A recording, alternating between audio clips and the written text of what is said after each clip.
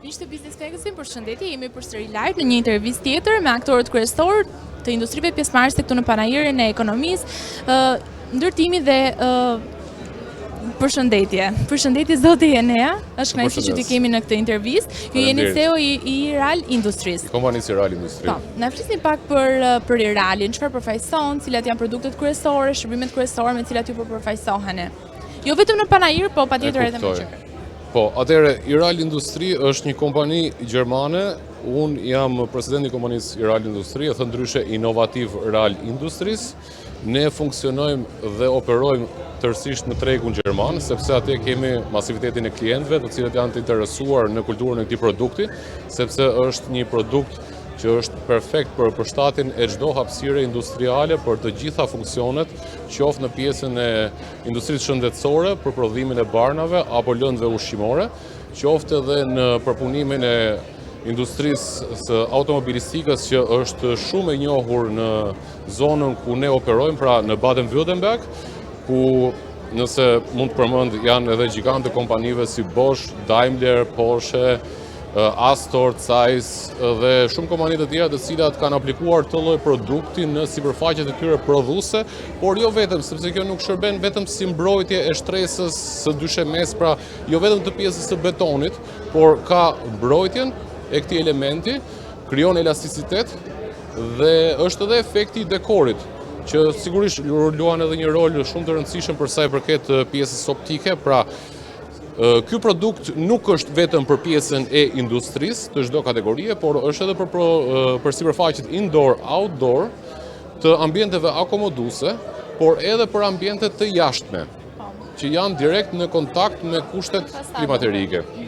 Atëherë kërkesa është relativisht e madhe në tregun evropian, pra se është një produkt që njihet dhe është kulturë zbatimi në projektet e ndërtimit, qoftë në kapanonet e reja industriale, qoftë edhe në rinovimin e kapanoneve të vjetra industriale, të cilët aplikohet për të pasur një forcë, një cilësi dhe një qëndrueshmëri më të gjatë, dhe sigurisht janë produkte të cilat janë të prodhuara nga gjigantët gjerman.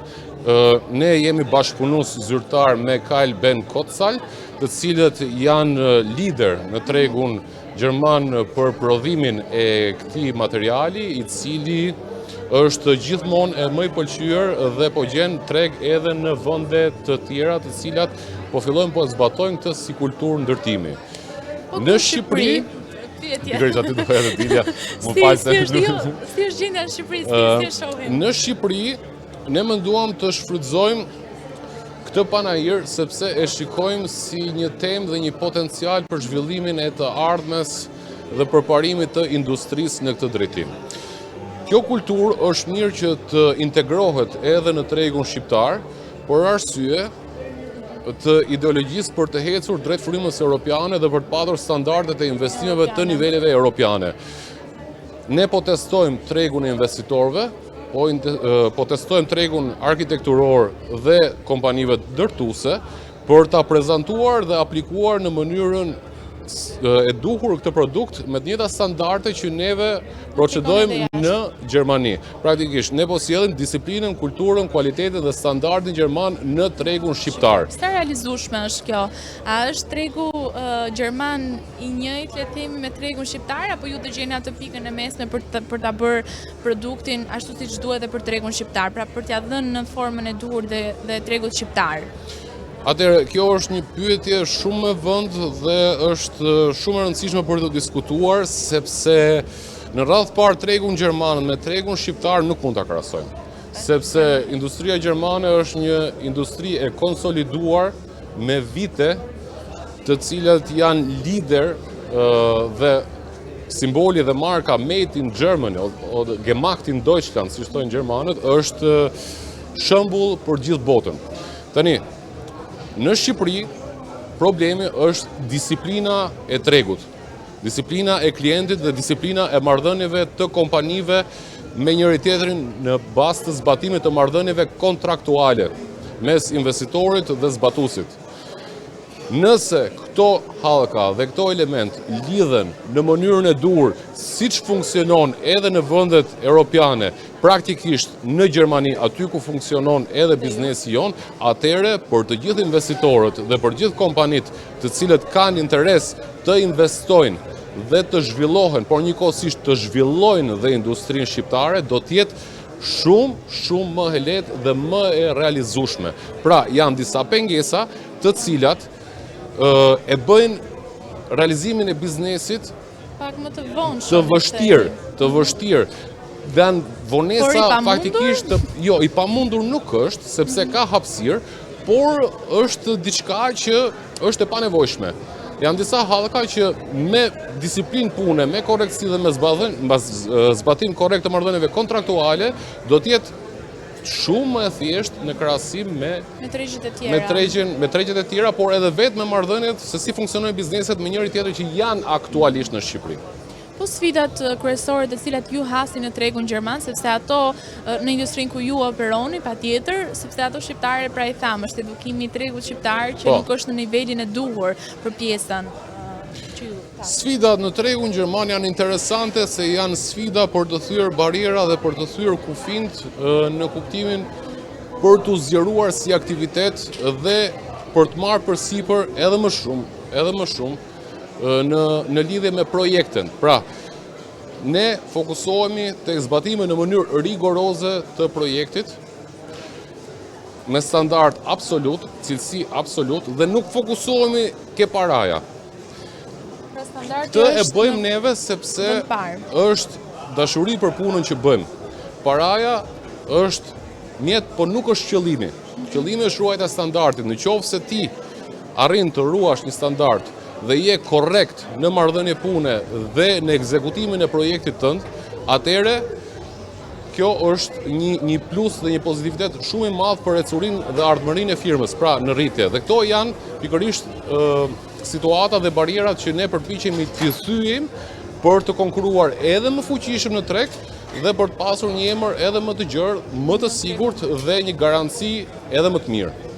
Të njëjtën gjë kërkojmë ta implementojmë edhe në Shqipëri, por siç të thash, duke patur të tilla pengesa, do përpiqemi të analizojmë tregun dhe të vijmë me projekte dhe me investitorë të duhur për të parë se si do zhvillohet situata më tej. Për ta përshtatur patjetër dhe me kërkesat shqiptare të tregut shqiptar, sepse nuk janë të njëjtat.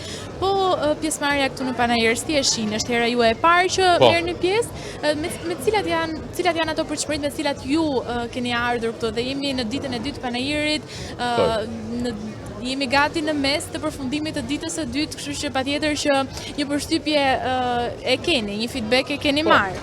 Cilat janë përshpëritë dhe a janë realizuar deri më tani? E drejtë. Atëherë këto janë aktivitete shumë interesante, të cilët i sjellin bizneset më afër njëri tjetrit.